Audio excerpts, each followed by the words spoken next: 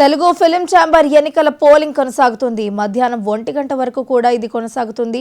సాయంత్రం 6 గంటలకు ఎన్నికల ఫలితాలు వెల్లడి కానున్నాయి. మన ప్యానెల్ పేరిట చిన్న నిర్మాతలు, ప్రోగ్రెసివ్ ప్యానెల్ పేరుతో పెద్ద నిర్మాతలు పోటీ పడుతున్నారు.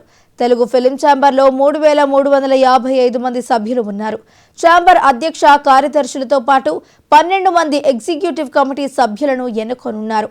ఈ ఎన్నికల్లో గెలిచిన నూతన కార్యవర్గం 2027 వరకు కొనసాగనుంది.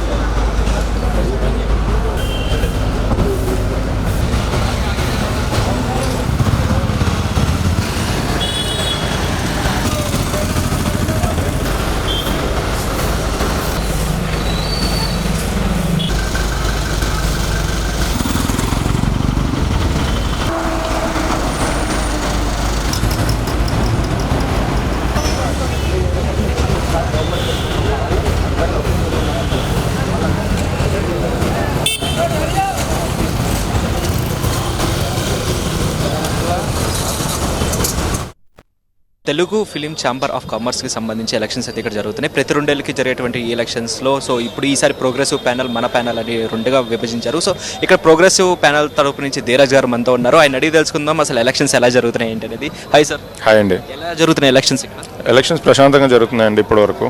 సో ఇప్పుడు ఇక్కడ ఏంటంటే మెయిన్గా అగ్ర నిర్మాతలు వర్సెస్ చిన్న నిర్మాతలు అని చెప్పి అంటున్నారు. సో దానికి ఏంటి, ఎట్లా జస్టిఫై చేస్తారు దాన్ని? అగ్ర నిర్మాతలు అని కాదండి, అగ్ర నిర్మాతలు చిన్న నిర్మాతలు అని కాదు, కానీ ఇప్పుడు రన్నింగ్ ప్రొడ్యూసర్స్ వర్సెస్ సినిమాలు 10 years బ్యాక్ సినిమా తీసిన వాళ్ళకి మధ్య జరుగుతుందండి, అంతే. సో ఇక్కడ ఏంటంటే వీళ్ళు ఇప్పుడు మన ప్యానల్ తరపు నుంచి వాళ్ళు చెప్పేది ఏంటంటే, మాకు ఈ బిల్డింగ్ సమస్య కావాలని తీసుకొస్తున్నారు ప్రోగ్రెసివ్ ప్యానల్ వాళ్ళు, అంతకుమించి ఈ సమస్య ఏమీ లేదు అంటున్నారు. ఏంటి ఇది, ఎప్పటి నుంచి ఉంది ఈ సమస్య? అసలు దీన్ని కావాలనే తీసుకొచ్చారా లేకపోతే అసలు ఉందా ఈ సమస్య?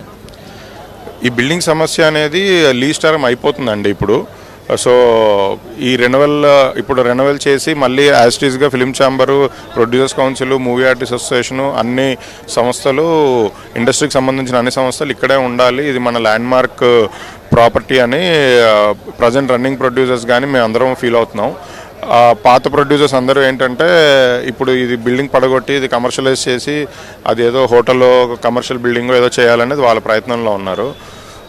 సో మాకేంటంటే ఇది సినిమా వాళ్ళ కోసం ఫిలిం నగర్ అనేది ఏర్పడింది.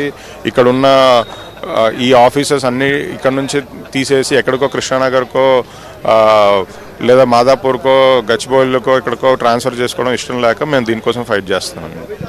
ప్రోగ్రెసివ్ ప్యానల్ అనేది గెలిచిన తర్వాత సో ఏంటి అంటే, మనకి తెలిసి ఇండస్ట్రీలో చాలా వరకు జనాలు ఎవరు రావట్లేదు థియేటర్స్కి, ఇట్లాంటి సమస్యలు కొన్ని ఉంటూ ఉన్నాయి. సో వాటిని ఎట్లా పరిష్కరిస్తారు? సో టికెట్ రేట్లు, పాప్కార్న్ రేట్లు, వీటన్నిటికీ అంటే ఎట్లా వీటిని నిర్మూలిస్తారు?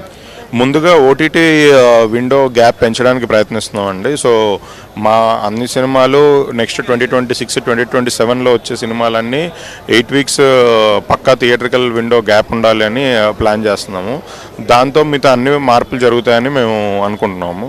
బడ్జెట్స్ కూడా కంట్రోల్ చేసుకొని కొంచెం థియేటర్స్ కూడా డెవలప్ చేసుకొని బెటర్ రెవెన్యూ మోడల్ తీసుకొచ్చుకోవాలని చూస్తున్నామండి. ఎలక్షన్స్ తర్వాత మొత్తం ఇండస్ట్రీ అంతా ఒకటైపోయి ఒకటిగా పనిచేస్తారా లేకపోతే మళ్ళీ ఇట్లానే 2గా ఉంటుందా?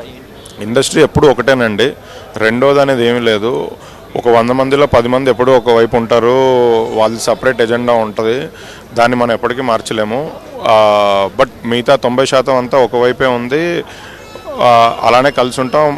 ఇక మీదట కూడా మేము గెలిచినా ఓడిపోయినా ఎలక్షన్లు ఇవన్నీ ఏమి డిఫరెన్స్ చేయవు. ఎలక్షన్ అనేది ఒకటి ఉంది కాబట్టి ఇందులో కంటెస్ట్ చేయాలి కాబట్టి చేస్తున్నాం తప్ప రేపు తర్వాత నుంచి మళ్ళీ ఎవరు షూటింగ్లు వాళ్ళు సినిమాల మీద సమస్యలతోనే ముందుకెళ్తామండి. Thank you so much sir.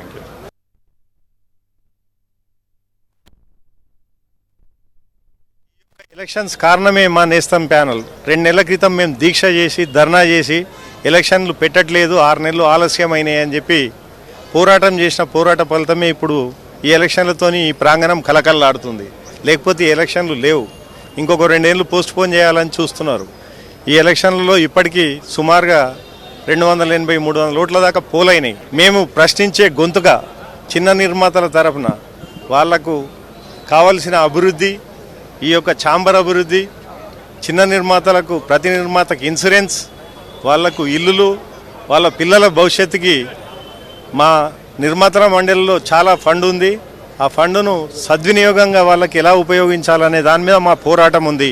ఈ ఛాంబర్ని ఇంత పెద్ద ప్రాపర్టీని అప్పటి గవర్నమెంట్ ఇచ్చింది. ఇప్పుడు వీళ్ళు దీన్ని 30-40 ఫ్లోర్ల బిల్డింగ్గా దీన్ని అమ్మడానికి చూస్తున్నారని మేమంతా చిన్న నిర్మాతలు డిసైడ్ అయ్యి పోరాటం చేస్తున్నాం దీన్ని అడ్డుకోవడానికి. ఇది ఇక్కడే ఉండాలి ఛాంబర్, అందరికీ అభివృద్ధి, అందరికీ అందుబాటులో ఉండాలి. అందరూ నిర్మాతలు కొత్త నిర్మాతలను రానివ్వట్లేదు సరిగా. కొత్త నిర్మాతలకు కూడా ప్రోత్సాహం ఇచ్చి పెద్ద నిర్మాతలు అనేవాళ్ళు చిన్న నిర్మాతలు అనేవాళ్ళు తేడా లేదు. ఎలాంటి స్వార్థం లేకుండా న్యాయంగానే పోరాడతాం. ఏ పోరాటంలో అయినా చిన్నవాళ్ళే ముందుండి నడిపించారు ఈ దేశంలో మొదటి నుంచి, స్వాతంత్రం వచ్చిన నుంచి కూడా ఇప్పటిదాకా. ఒకసారి మేము గెలుస్తాం, మా ప్యానల్ గెలుస్తుంది. మేము తప్పకుండా ఇలాంటి ఈ ప్రాంగణాన్ని అమ్మకుండా అడ్డుకుంటాం. దీని అభివృద్ధికి మేమందరం నిర్మాతల అభివృద్ధికి వాళ్ళ పిల్లల అభివృద్ధికి కూడా తోడ్పాటు అందిస్తామని పరిపూర్ణంగా విశ్వాసంగా చెప్తున్నాం. రైట్, ఇక్కడ Telugu film chamber of commerce elections అయితే ప్రారంభమైనాయి. సో పొద్దున 8 గంటల నుంచి మధ్యాహ్నం 1 గంట వరకు ఈ ఎలక్షన్స్ అయితే జరగనున్నాయి. సో దీనికి సంబంధించి చాలామంది నటీనటులు కూడా వచ్చి వాళ్ళ ఓటు హక్కును అయితే వినియోగించుకుంటున్నారు. ఇప్పుడు ప్రెసెంట్ అయితే మనం ఇక్కడ ఛాంబర్ దగ్గర ఉన్నాం అనమాట. ఇక్కడ చూసుకుంటే ఇక్కడ 2 ప్యానల్స్గా విభజించారు. ఒకటి ప్రోగ్రెసివ్ ప్యానల్, ఒకటి మన ప్యానల్. సో ప్రోగ్రెసివ్ ప్యానల్ తరపు నుంచి కూడా అల్లు అరవింద్ గారు అవ్వచ్చు, ఇటు దిల్ రాజు గారు అవ్వచ్చు, అలాగే సురేష్ బాబు, వీళ్ళందరూ ఉన్నారు. అలాగే ఇక్కడ మన ప్యానల్ తరపు నుంచి శ్రీ కళ్యాణ్ గారు, అలాగే చదలవాడ శ్రీనివాసరావు గారు, నెట్టుకుమార్ గారు, వీళ్ళందరూ కూడా ఏంటంటే 2 ప్యానల్ అంటే ఇక్కడ అగ్ర నిర్మాతలు వర్సెస్ అలాగే చిన్న నిర్మాతలు అన్నట్టుగా చెప్తున్నారు. ఇక్కడ మెయిన్ ఏంటంటే ఇక్కడ ఈ ఎలక్షన్స్ కానీ ఇది కానీ ప్రతి 2 ఏళ్ళకి జరుగుతూ ఉంటాయి ఈ ఎలక్షన్స్ అనేవి. గత 4 ఏళ్ళుగా కూడా దిల్ రాజు గారు వీళ్ళందరూ కూడా ఉన్నారనమాట దీనికి సంబంధించి. సో వీళ్ళందరూ కూడా ఎటువంటి డెవలప్మెంట్ చేస్తున్నారు ఏంటి అనేది మనందరం చూస్తున్నాం. సో మరి ఇదే అంశానికి ఇక్కడైతే మనకి చూసుకుంటే చాలా మంది కూడా ఇక్కడ మన ప్యానల్ అలాగే ఈ ప్రోగ్రెసివ్ ప్యానల్ ఏదైతే ఉందో వీళ్ళని అడుగుతుంటే వీళ్ళు చెప్పేది ఏంటంటే ఇక్కడ ఈ ఛాంబర్కి సంబంధించి ఈ బిల్డింగ్ ఏదైతే ఉందో ఈ బిల్డింగ్ సంబంధించి సమస్యగా ఉంది. సో ఇదే పరిష్కరించడానికి ఇక్కడ ఈ ఎలక్షన్స్ అనేవి జరుగుతున్నాయి. సో మరి చూద్దాము అసలు ఏం జరుగుతుంది ఏంటి అనేది ఇంకా తెలవాల్సి ఉంది. ఇక్కడ చాలా మంది నటీనటులు అయితే వచ్చి వాళ్ళ ఓటు హక్కును అయితే వినియోగించుకుంటారు. ఇందాక మనం చూసుకున్నట్టయితే ఇటు నటుడు శివాజీ వచ్చారు, అలాగే బెనర్జీ, అలాగే ప్రకాష్ రాజ్, వీళ్ళందరూ కూడా వచ్చి వాళ్ళ ఓటు హక్కును అయితే వినియోగించుకున్నారు. మరి ఇది ఇంకా చూడాలి. మరి మధ్యాహ్నం 1 గంట వరకు అయితే ఎలక్షన్స్ అయితే జరుగుతాయి. మరి ఎవరు గెలుస్తారు ఏంటి అనేది అయితే మనం ఇంకా చూడాలి. ఇప్పటివరకు అయితే మొత్తం దాదాపు నాకు తెలిసి ఒక 100 పైనే అయినట్టు జరుగుతుంది. దాదాపు 3000 మంది పైగా ఉన్నటువంటి ఈ ఎలక్షన్స్ ఏవైతే ఉన్నాయో అంటే సభ్యులు ఎవరైతే ఉన్నారో వాళ్ళందరూ కూడా వాళ్ళ ఓటు హక్కును అయితే వినియోగించుకుంటారు. మనకు తెలిసినంతలో దాదాపు ఎవరైతే మనకి అందుబాటులో ఎవరైతే ఉన్నారో వాళ్ళందరూ కూడా వచ్చి వాళ్ళ ఓటు హక్కును వినియోగించి ఈ Telugu film chamber of commerce ఎలక్షన్స్లో పాల్గొని వాళ్ళకు అంటే మనకు తెలుసు గత కొంతకాలంగా కూడా చాలా వరకు ఇండస్ట్రీలో సమస్యలు అనేవి అయితే ఉన్నాయి. సో ఏంటి అంటే లైక్ మనకి తెలిసిందే పాప్కార్న్ రేట్లు అవ్వచ్చు లేదా టికెట్ రేట్లు అవ్వచ్చు, వీటన్నిటికీ సంబంధించి కూడా వాళ్ళు ఏదో ఒకటి మేము పరిష్కరిస్తాం. ప్రతి ప్యానల్ చూసుకుని ఏ ప్యానల్ వాళ్ళు కూడా మేము నెక్స్ట్ మన ఇండస్ట్రీకి ఉపయోగపడాలని చేస్తామని చెప్తున్నారు. మరి ఇదే అంశానికి సంబంధించి మనం ఇంకా చూద్దాము అసలు ఎవరు గెలుస్తారు, అసలు ఎవరు అంటే ప్రోగ్రెసివ్ ప్యానల్ గెలుస్తుందా ఇటు మన ప్యానల్ గెలుస్తుందనే చూడాలి. ఇంకా మనకి తెలిసినంతలో ఏంటంటే ఇక్కడ మనం సాయంత్రం 5 అయితే అంటే ఈ కౌంటింగ్ ఏదైతే ఉంటుందో కౌంటింగ్ అయిన తర్వాత కూడా ఇండస్ట్రీ అంతా ఒకటే, ఇండస్ట్రీ ఎప్పుడూ ఒకటేగానే ఉంటుంది. సో ఒకటిగానే ఉంటాము, మనందరం కలిసి ఈ ఇండస్ట్రీలో ఉన్నటువంటి సమస్యలు ఏవైతే ఉంటాయో వాటిని పరిష్కరించుకోవాలి అన్నట్టుగా చెప్తున్నారు. ఇక్కడ చూసుకుంటే ఇక్కడ మనకి ప్రోగ్రెసివ్, అలాగే ఎగ్జిబిటర్స్, డిస్ట్రిబ్యూటర్స్, అలాగే స్టూడియో సెక్టర్, ఈ 4 సెక్టార్లు అయితే ప్రెసెంట్ ఇక్కడ ఉన్నాయి. ఈ 4 సెక్టార్లోకి మనం ఇక్కడ ప్రొడ్యూసర్ సెక్టర్ ఏదైతే ఉందో వాళ్ళు ప్రొడ్యూసర్స్ ఎవరైతే ఉన్నారో వాళ్ళే ఇక్కడ మెయిన్గా ఉన్నారు. అలాగే ఇటు ఎగ్జిబిటర్ సైడ్ నుంచి కూడా చాలా మంది ఇప్పుడు నెట్టికుమార్ అవ్వచ్చు వీళ్ళందరూ కూడా ఏంటంటే ఎగ్జిబిటర్ డిస్ట్రిబ్యూటర్ సెక్టర్ నుంచి ఉన్నారు. ఇటు చూసుకుంటే ప్రోగ్రెసివ్ ప్యానల్ నుంచి ఎగ్జిబిటర్ సెక్టర్లో సురేష్ బాబు గారు అయితే ఉన్నారు. ఇటువైపు ఏమో మన ప్యానల్ తరపు నుంచి నెట్టికుమార్ అయితే ఉన్నారు. ఇక్కడ ప్రొడ్యూసర్ దాంట్లో చూసుకుంటేనేమో ప్రోగ్రెసివ్ ప్యానల్ నుంచి అల్లు అరవింద్ గారు, దిల్ రాజు గారు అయితే ఉన్నారు. ఇక్కడ ప్రొడ్యూసర్ ఇటు మన ప్యానల్ సైడ్ నుంచి చదలవాడ శ్రీనివాసరావు అలాగే వీళ్ళు ఎవరైతే సి కళ్యాణ్ గారు ఉన్నారో వీళ్ళైతే ఎవరైతే ఉన్నారో సో మరి వీళ్ళల్లో అంటే చాలా పోటాపోటీగా జరుగుతుందని చెప్పాలి ఈ ఎలక్షన్స్ అనేవి. అంటే ఏంటంటే ఎవరికి వాళ్ళు ఖచ్చితంగా మేము ఇండస్ట్రీకి ఏదో ఒకటి చేస్తాం, డెవలప్మెంటే చేస్తాం, మా ప్రోగ్రెసివ్ ప్యానల్ గెలిస్తే మేము డెవలప్మెంట్ చేస్తాం, అటు మన ప్యానల్ గెలిస్తే ఇది మేము డెవలప్మెంట్ చేస్తాం అన్నట్టుగా చెప్తున్నారు. మరి ఎవరు గెలుస్తారు ఏంటి అనేది చూడాలి. మనకి 1 గంట వరకు అయితే ఈ ఓటు హక్కు వినియోగించుకునే అవకాశం అయితే ఉంది. మరి నటీనటులు ఇంకా చాలా మంది రావాల్సి ఉంది, వాళ్ళందరూ కూడా వచ్చి వాళ్ళ ఓటు హక్కును వినియోగించుకుంటారని అనుకుంటున్నారు. రైట్, ఇటు ఎగ్జిబిటర్స్ అలాగే చూసుకుంటే 12 మంది ఎవరైతే ఉన్నారో వీళ్ళందరూ కూడా ఏంటంటే ఇప్పుడు బడా నిర్మాత అంటే పెద్ద అగ్ర నిర్మాతలు, చిన్న నిర్మాతలు ఎవరైతే ఉన్నారో అంటే ఇక్కడ ఏమవుతుందంటే సినిమా ఇక్కడ మెయిన్గా మనం మాట్లాడుకుని పోయేది సినిమా. ఎందుకంటే సినిమా బతికితేనే దాదాపు చాలా మంది బతుకుతారు. సో సినిమా అనేది ఇప్పుడు మనకు తెలుసు గత కొంతకాలంగా కూడా సినిమా ఎక్కువ కాలం థియేటర్లో ఉండకపోవడం, సో థియేటర్కి జనాలు రాకపోవడం, ఓటీటీ వల్ల అలాగే పైరసీ ఇలా చాలా సమస్యలు అయితే వచ్చాయి.